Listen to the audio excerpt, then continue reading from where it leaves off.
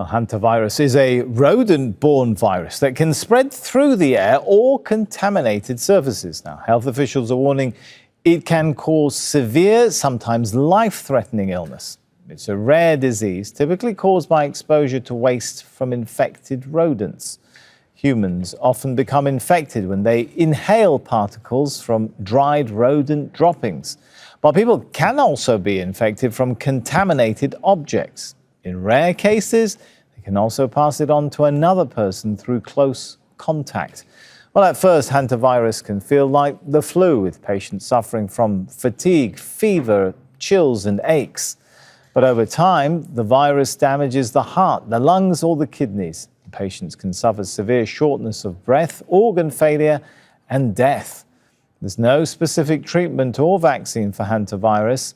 Patients can be treated for specific symptoms, though. Laura Khan takes a look at how the hantavirus outbreak unfolded. 140 people from around 20 nationalities were on board the MV Hondius when it reached Tenerife more than a month after it had embarked on its journey. But how did it get there?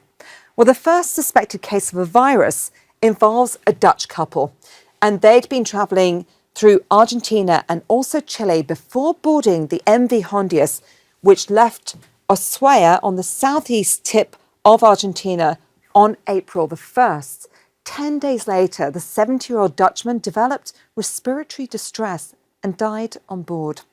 Well, one passenger filmed inside the vessel seemingly before many of the passengers knew about the death.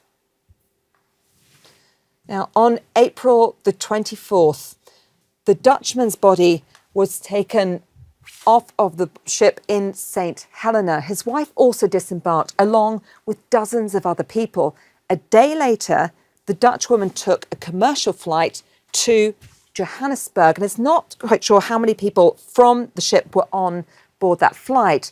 She collapsed while attempting to board another flight to Amsterdam, and she died on April the 26th.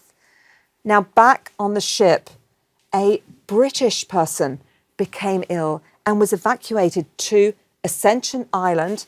He was then put on board a flight to South Africa, where he was placed in intensive care.